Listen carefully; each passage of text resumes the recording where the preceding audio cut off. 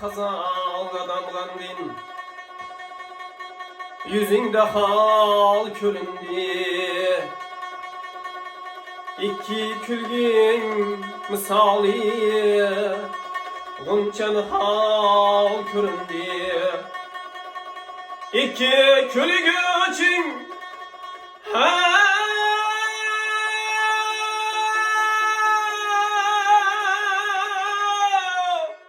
baktı ikbal köründü. Haddi bastin misali, gonçan hal köründü. Kimni sever yar sen, söyle bana ey peri.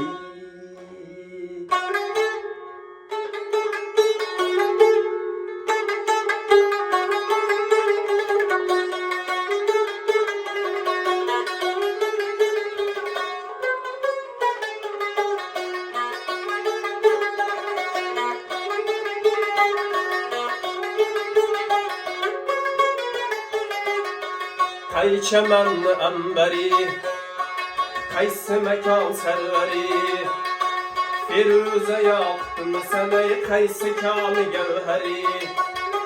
Sana bende buluptu salamında gari, özün salın kalbime gitme gözümden beri. Kimni sever yar sen söyle bana ey peri. Bana bir bak bak, bana bir bak bak, bana bir bak bak bak, bana bir bak bak.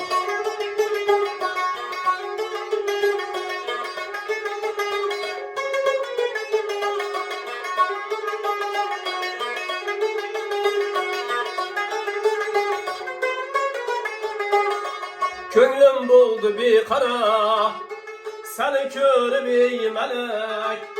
Aslını bağ eyle, etme yönünde helek. Her gün geldin yanıma, bir gül izinden derek. Ben de eyledim nazına, kıynına çıktı yürek.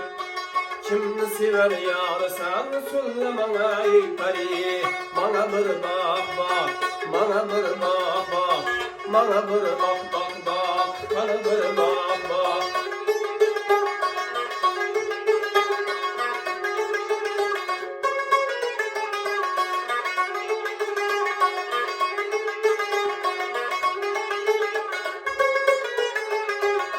Kuş kavat eyledi teşnaklı kalma, yastığı kül gezip azap verip canıma. Yağmur ve tihsani remeyle ahvalıma, rahmal tavusmeyde kadem basıp yanıma. Kimni sever yar sen söyle bana ey peri. Bana bir bak bak, bana bir bak bak, bana bir bak bak bak, bana bir bak bak.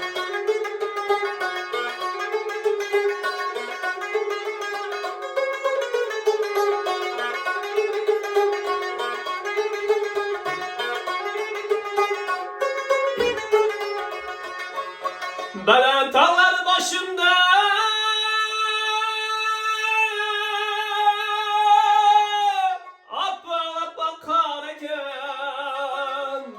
yüzündeki kıpkızını alma kendine alırken. İki karabe haybet çaküllerim alırken. Göksündeki düğmeli cüp kuşa ararken. Kimni sever yar sen söyle bana ey peri. Bana bir bak bak, bana bir bak bak, bana bir bak bak bak, bana bir bak bak, bana bir bak bak, bana bir bak bak, bana bir bak bak bak, bana bir bak.